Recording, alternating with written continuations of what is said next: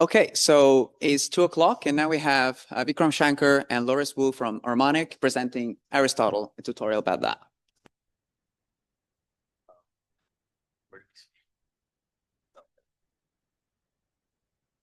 Hey folks, thanks for thanks for joining us today. Really excited to be here with a community that cares about lean and verification as much as we do at Harmonic. So, this is kind of designed to be a little bit more in the weeds of like the Aristotle program and how you can use it. The idea was we're heading into some project work later today and then throughout the week, and hopefully continuing beyond Italian. So kind of getting you guys up to speed on getting started with Aristotle, how you can get the most out of it. And then what we would love is throughout the course of the day, the rest of the week, and like beyond, to keep your feedback coming.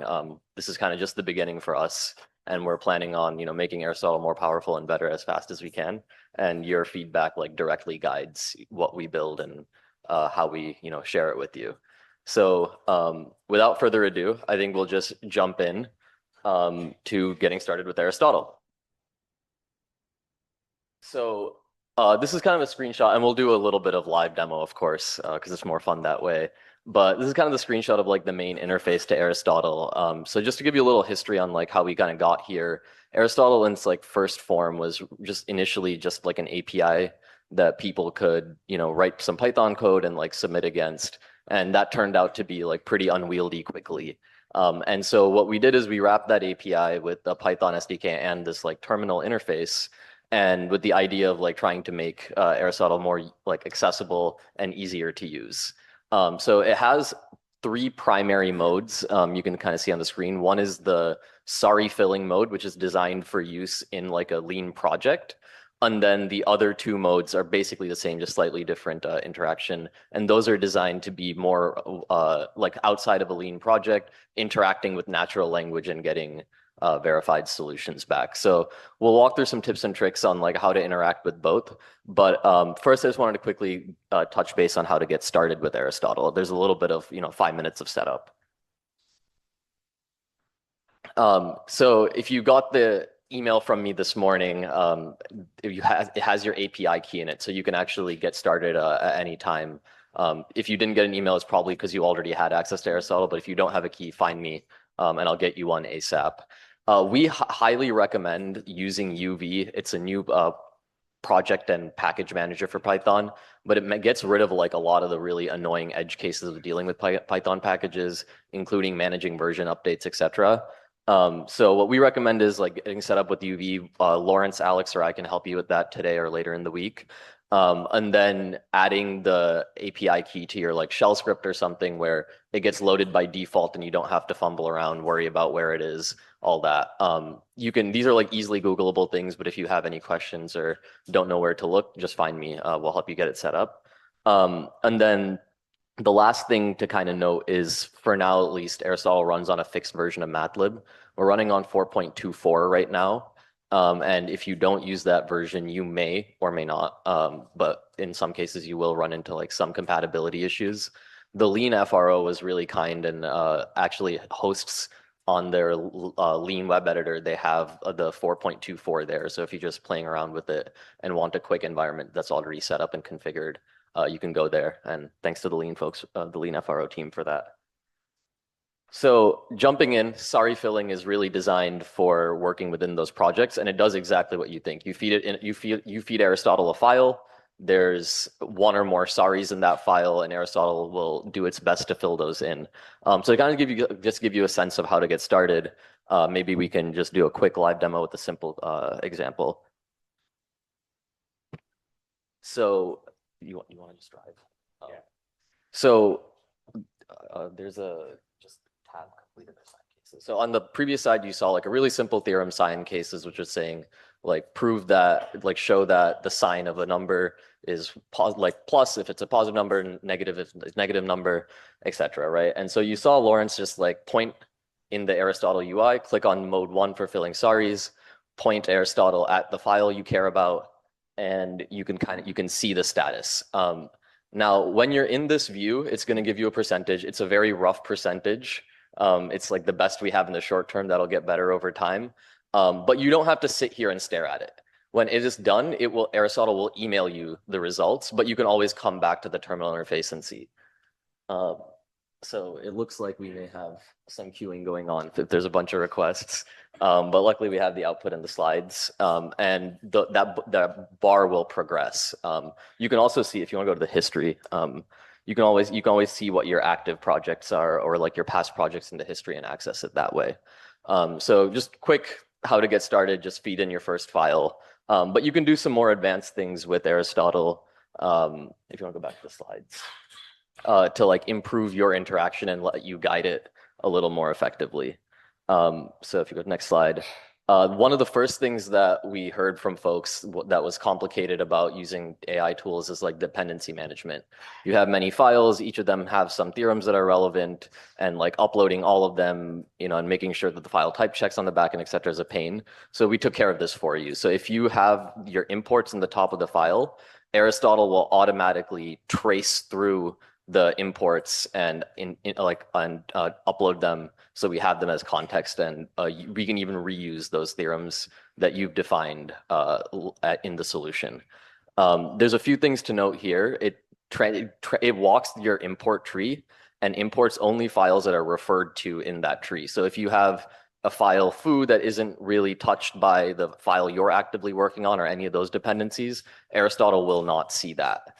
If you want to add more context, we'll show you in a little bit about how you can add more context and like show Aristotle things that aren't direct dependencies. But in the simplest mode, it only picks up the exact subset it needs.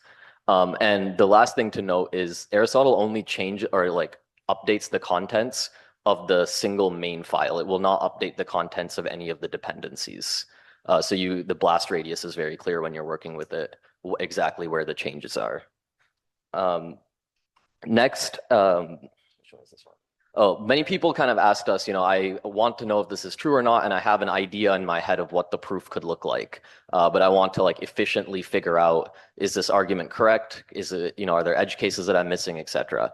And for that, we've kind of created a mode where you can, in the comments, sketch out your solution in as great or as little detail as you want using the provided solution tag.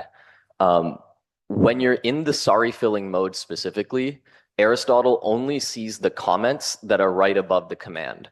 So in the example here, you can see there's like inline comments next to the sorry. That's not like Aristotle doesn't see that as it tries to prove. Also, like, feel free to just ask questions as we go. I understand this like is a lot coming at you fast. Yeah.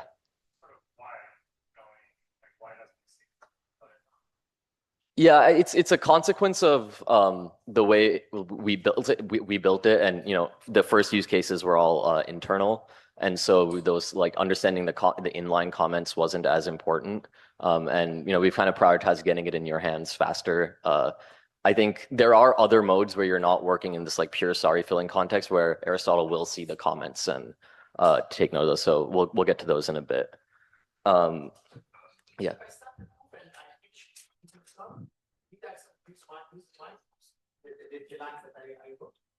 Yes, so it doesn't like, so this example is the like whole theorem is sorried out, but if you had a few lines and there was like, and you had a hole in the middle of the proof with a couple unclosed goals, you could put sorry and Aristotle will like fill in that sorry, keeping the code that you have in the existing proof. Great question. All right, cool. The last thing to kind of, or maybe not the last, but another important thing to note here is Aristotle automatically attempts to disprove the statements that you put in. It doesn't try quite as hard as it does to actually prove it, but when you get the disproof back, you can see in the example here, it not only says like this is false statement, but it gives you the lean disproof, and you can open that up in the lean web editor or in VS Code. And as Bhavik was showing earlier, look in the info view and really get a detailed understanding of what the disproof is. We see some cases where it's the statement just is not true, and the mathematician kind of reworks the idea. It's also a useful tool if you miss edge cases in formalization. Aristotle will point that out in the counterexample usually very quickly. shows you what's missing. So in this case, on the left was someone's. I got this example from something someone was doing this morning, and they're I think working on some homework, and they have the statement, and it looks like in this case it's a slight misformalization. So in the comments, you can see Aristotle gives you the full proof, and you can just load that in.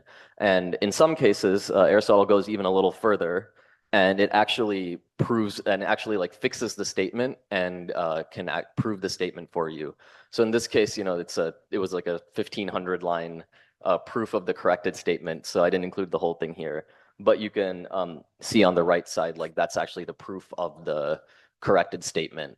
In some cases, for like the more complicated things, Aristotle will generate intermediate lemmas that it finds useful to either have broken out as a separate idea or is reused in multiple places. And it'll add a separate section to your file called Aristotle lemmas that contain all of those, as is done in this case. Yeah, do you want to touch on data?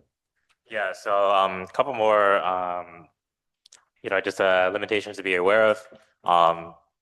Again, a lot of the limitations we have are sort of artificial as a result of just launching this product fast. With there was a lot of immediate demand, so we didn't really patch this stuff up. But one thing to note is that Aristotle will not touch your data. So if you define some natural number, for example, Aristotle will not set that. And therefore will not change the meaning of your downstream statements, etc. However, like if you do want it to define some piece of data, you can always put it like non-empty, for example, and then Aristotle will fill it in however it sees fit. Obviously, it's not. There's no guarantee that it'll give you a particular value that you have in mind, but maybe you don't care what the value is, and then you put non-empty. Another thing is like it will create data like just for itself. So the limitation doesn't apply to its own work. So let's say it's proving a theorem and that theorem involves some auxiliary construction. It'll still make that. It just won't update your own data. So just end-to-end example of how you would use sorry filling mode in like an actual, in an actual project. So this is something that I just like tried on script packing to test. In this example, I just downloaded the script packing repo, pulled main, lake build, etc. And I just pointed it to some file that had like 3 sorries, I believe. And that's all you need to input for sorry filling mode. So there's only one input. You just tell which file to work on. And that file had imports, etc. But long story short, it ran and it proved 2 of the sorries and it disproved 1 of them. So we can actually just look at that in GitHub real quick. We can actually just look at that in GitHub real quick. So Pietro was actually kind enough. I think actually Lorenzo was kind enough to actually make a pull request out of this, but this is sort of the original output from Aristotle. So Aristotle will give you a summary up top saying it proved this, it disproved this, and then if you go to the actual theorem, so if you just like Command F for I would try the norm theorem. It's more interesting.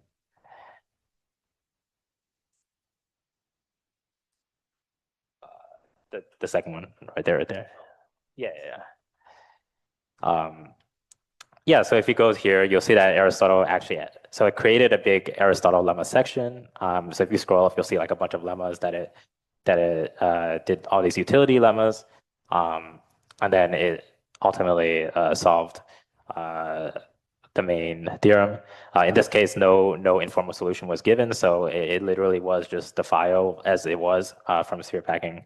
And that was enough for Aristotle to essentially close this sorry. So that kind of concludes the sorry filling mode. We have 2 other modes to get into.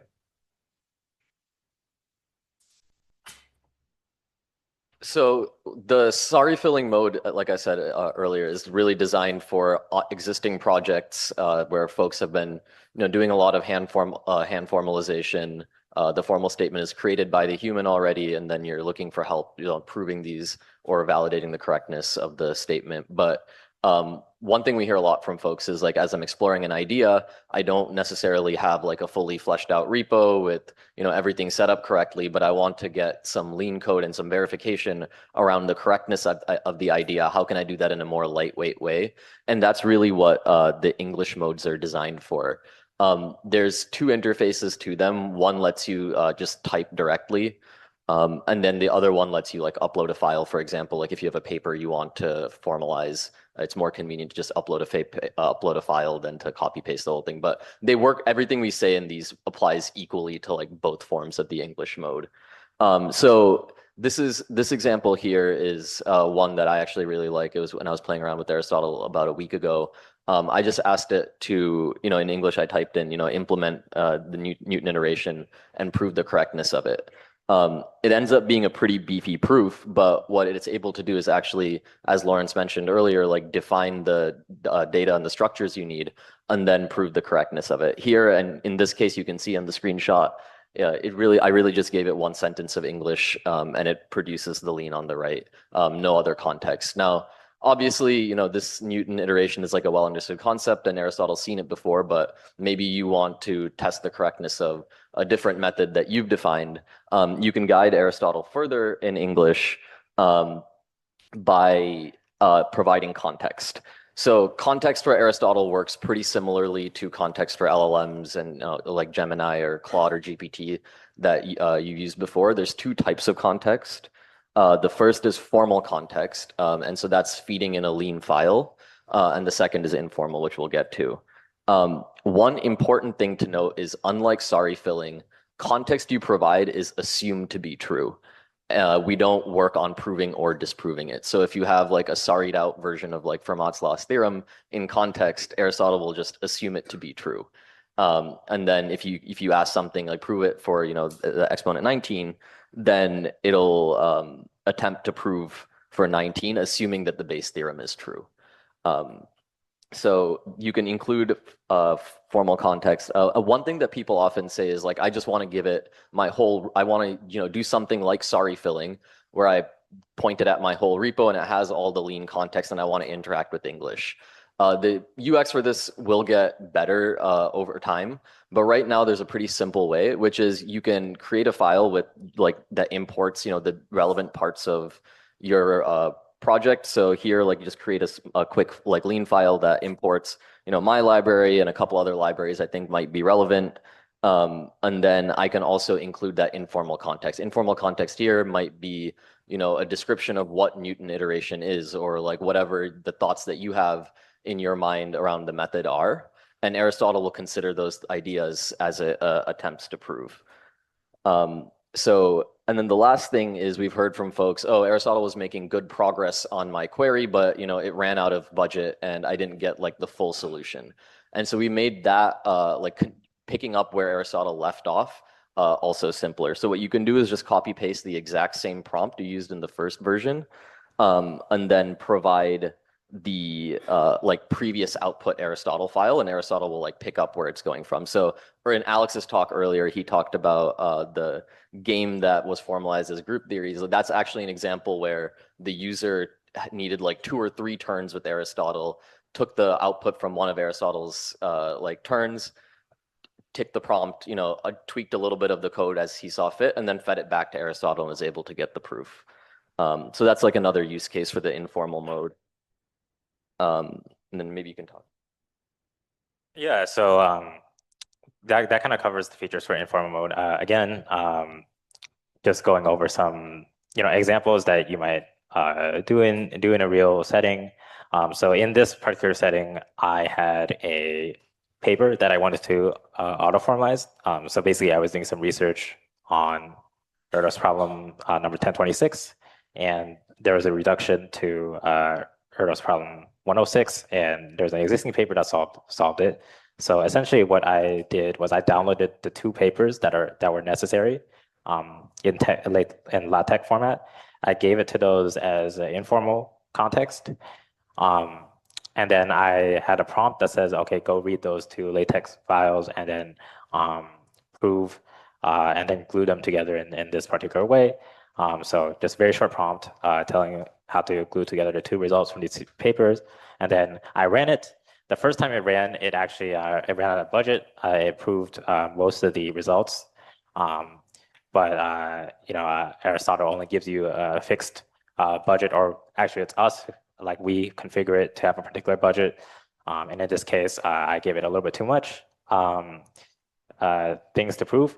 And so I just took that lean output and I put it back and had the exact same query. So now I still have this prompt. I still have this directory that has the LaTeX papers. And then I also have what Aristotle output the first time. And then I ran it the second time. It put the rest of the theorems and ultimately formalized the result. So that's kind of like a combination of the use cases that we had before. And so, yeah, here's the kind of like final thing. And yeah, so you can see that it answered my full query on the second time around. Yeah. Yeah. Go ahead. Yeah, and the last thing is like right now Aristotle is like file in, file out, but you can always come back to your history and access your previous results. So, in case you can't find it, you're on a different computer, you just go to the if you want to go live. If you go to the history, you can see all the previous results. So I think signed cases should have finished by now. And you click on it and it'll actually just go ahead and download the file for you.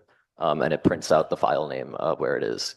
In most cases, as you leave it running, it'll put it back in the same directory where you started. So it should be pretty convenient in VS Code or wherever you do your coding to see the file and inspect it and be playing with it. So yeah, we just wanted to get a little bit in the weeds of how you can make Aristotle like really effective for you. We'll be around all week to answer any questions, to hear your feedback, and see how we can make it more useful. So thanks for riding along, and if there's any questions now, more than happy to answer any.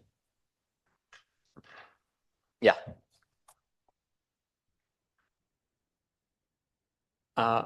Thanks for the great talk.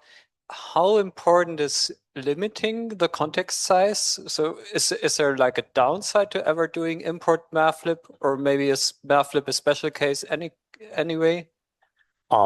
So with mathlib specifically, we actually do not upload that.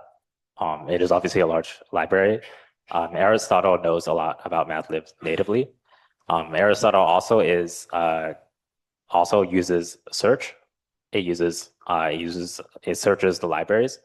So even if, for example, Aristotle was trained on a previous version of mathlib, the version of mathlib that it searches in is the current version of mathlib. So it has access to everything in mathlib.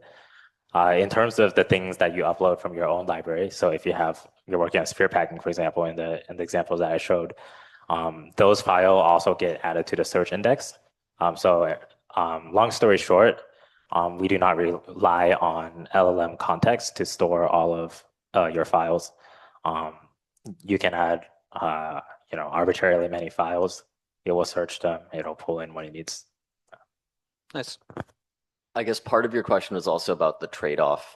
There'll be like some just like general like speed. If you upload 100 lean files that you don't need, they'll get a little bit slower. So generally you should think about like uploading as context what's like specific to your problem and like what you're working on. And like Aristotle should know the base mathematical facts. You don't have to give it like the full contents of mathlib.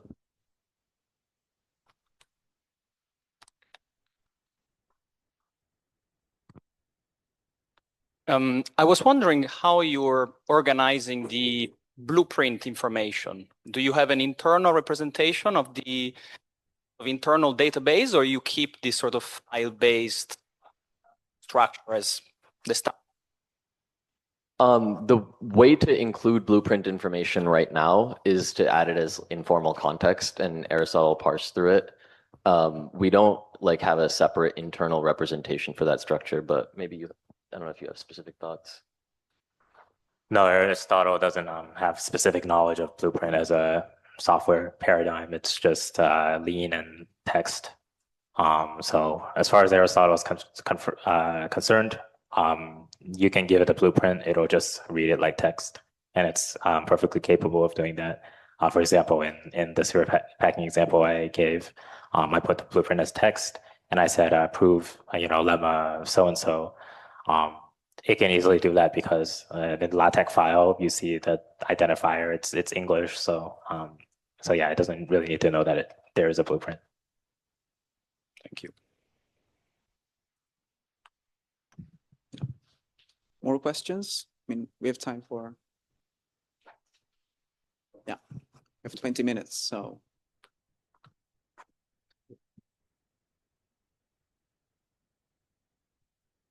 Can I use Aristotle to fill any sorry, even if it is data?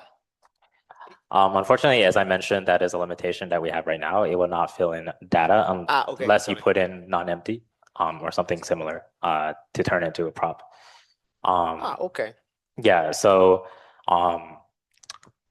you may be able to come up with some creative workarounds where you ask Aristotle to do like informal auto formalization like all the way through. Because again, like if Aristotle is creating the whole file, like anything that Aristotle creates from scratch, yes, it can create data. So like if you can come up with a workflow where you are asking Aristotle to kind of do everything from scratch, then it will create the defs that you want. But if there's like a particular def that you want and you must have it like filled with this type signature, et cetera, then there's no way except for non-empty at the moment. No, but non-empty answers my question, Yeah. because what I was thinking about it, when it's mathematically, there is only one solution, so it doesn't matter what it finds. So Yeah, so non-empty would be good for that. yeah. Yeah. Thanks.